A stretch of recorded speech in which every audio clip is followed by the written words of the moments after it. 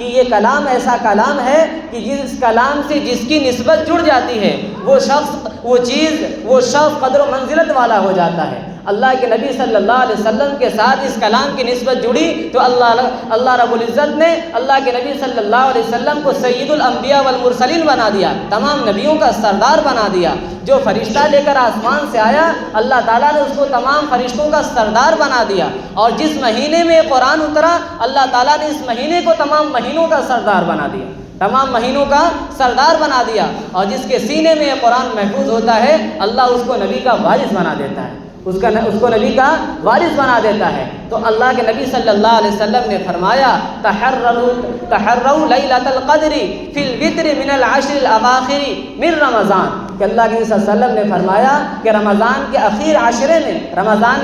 عشرے میں اور طاق راتوں میں لیلۃ القدر تلاش کرو، لیلۃ القدر تلاش کرو۔ اللہ کے نبی صلی اللہ علیہ وسلم ایک مرتبہ بتانے کے لیے تشریف لائے تھے کہ 21، 23، 27، 29 میں سے کون سی رات لیلۃ القدر والی ہے، تو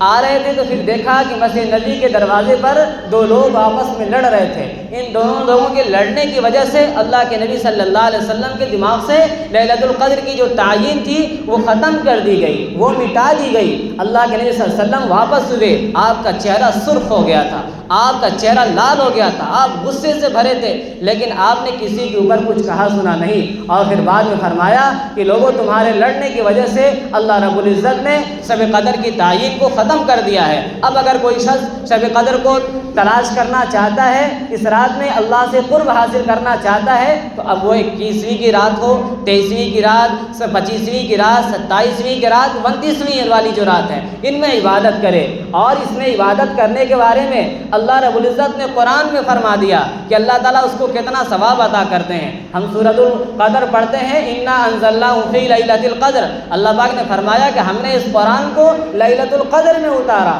وما ادراک ما لیلۃ القدر۔ پھر اللہ سوال کرتے ہیں، کیا سوال کرتے ہیں؟ ما ادراک ما لیلۃ القدر، تم جانتے ہو کہ لیلۃ القدر کیا ہے؟ پھر اللہ تعالیٰ پھر بتا رہے ہیں اللہ تعالیٰ لیلۃ القدر خیر من الف شہر، کہ لیلۃ القدر جو ہے قدر کے معنی ہے عزت والی رات، مرتبے والی رات، کشادگی والی رات، اور اسی طریقے سے تقدیر کے فیصلے والی رات۔ لیلۃ القدر خیر من الف شہر، خیر کا جو لفظ ہے بہت زیادہ بہتر کے معنی میں آتا ہے کہ یہ لیلۃ القدر یعنی یہ قدر والی جو رات ہے، عزت والی رات ہے، 1000 مہینوں سے بہتر ہے۔ اس سے 1000 مہینوں سے بہتر، شہر کے معنی مہینے آتے ہیں، الف کے معنی 1000 کے آتے ہیں، خیر من الف شہر 1000 مہینے سے بہتر ہے۔ اور 1000 مہینے کو آپ سال میں اگر لائیں گے، اس کو جوڑیں گے تو 83 سال 4 مہینہ بنتا ہے، 83 سال 4 مہینہ بنتا ہے۔ اب انسان کو 83 سال کی عمر ملے نہ ملے، انسان کو 83 سال 4 مہینے کی عمر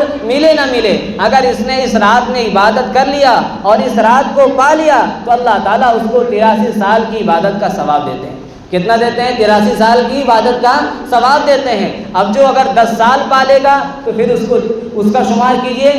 کئی سو سال اللہ تعالیٰ اس کو عبادت کا ثواب دے دیں گے۔ تو ہمیں اس رات کی قدر کرنی چاہیے، اور اس رات میں قدر کرنے کا مطلب یہ نہیں ہے کہ بھیڑ اکٹھا کر لیا جائے، سارے لوگ آ کر کے جھوم جھوم کے صرف پڑھنے لگیں۔ یہ تنہائی کی رات ہے۔ جو شخص اللہ سے جتنا زیادہ تنہائی میں باتیں کرے گا، تنہائی میں ذکر کرے گا، تنہائی میں تلاوت کرے گا، تنہائی میں اللہ کے سامنے رو رو کے گڑ گڑائے گا، وہ اس رات کو زیادہ پائے گا، وہ اس رات کو زیادہ پائے گا۔ اور یہ 27ویں کی جو رات ہے یہ اللہ کی طرف سے کبھی 21ویں میں آتی ہے، کبھی 23ویں میں آتی ہے، اور کبھی 27ویں میں آتی ہے، کبھی 29ویں میں آتی ہے۔ اس کی تعین نہیں ہوتی ہے، بس یہ رات بدلتی رہتی ہے اللہ تعالیٰ کی طرف سے۔ کچھ علامتیں بتائی گئی ہیں، کچھ علامتیں بتائی گئی ہیں کہ کسی نے کہا 27ویں، کسی نے کہا 29ویں، لیکن اللہ کے نبی صلی اللہ علیہ وسلم کا جو فرمان یہی ہے کہ تو ان طاق راتوں میں اس رات کو تلاش کرو، تو لیلۃ القدر کو تلاش کرو۔ اور اس کے اندر خصوصاً اللہ تعالیٰ حضرت جبریل کو بھیجتے ہیں، حضرت جبریل کو بھیجتے ہیں۔ جبریل علیہ السلام وہ فرشتے ہیں جو نبیوں کے پاس اللہ کا پیغام لے کر کے آتے تھے۔ بتائیں کہ ایک فرشتہ جو نبیوں کے پاس اللہ کا پیغام لے کر آ رہا ہو، نبیوں کا سلسلہ جب ختم ہو گیا تو جبریل امین کا آنا بند ہو گیا، جبریل امین کا آنا بند ہو گیا، اب وحی لے کر نہیں آ سکتے۔ لیکن اس لیلۃ القدر والی رات میں اللہ تعالیٰ فرشتوں کے سردار جبریل امین کو فرشتوں کے جھنڈ کے ساتھ بھیجتے ہیں، فرشتوں کی بڑی تعداد لے کر کے آتے ہیں، خانہ کعبہ پر اترتے ہیں، اور وہاں پر اترنے کے بعد پھر حکم دیتے ہیں کہ جاؤ پوری دنیا کے اندر، پورے زمین پر پھیل جاؤ اور ان لوگوں کو تلاش کرو جو اللہ کی عبادت کر رہے ہیں، جو اللہ کے ذکر میں مشغول ہیں، اللہ کو راضی کرنے میں لگے ہیں۔ اب فرشتے آتے ہیں، اگر جو تلاوت کر رہا ہوتا ہے تو فرشتے اس کے ساتھ تلاوت کرنے لگ جاتے ہیں، جو ذکر کر رہا ہوتا ہے فرشتے اس کے ساتھ ذکر کرنے لگتے ہیں، جو نماز پڑھ رہا ہوتا ہے فرشتے اس کے ساتھ نماز پڑھنے لگ رہتے ہیں۔ اس طریقے سے تمام فرشتے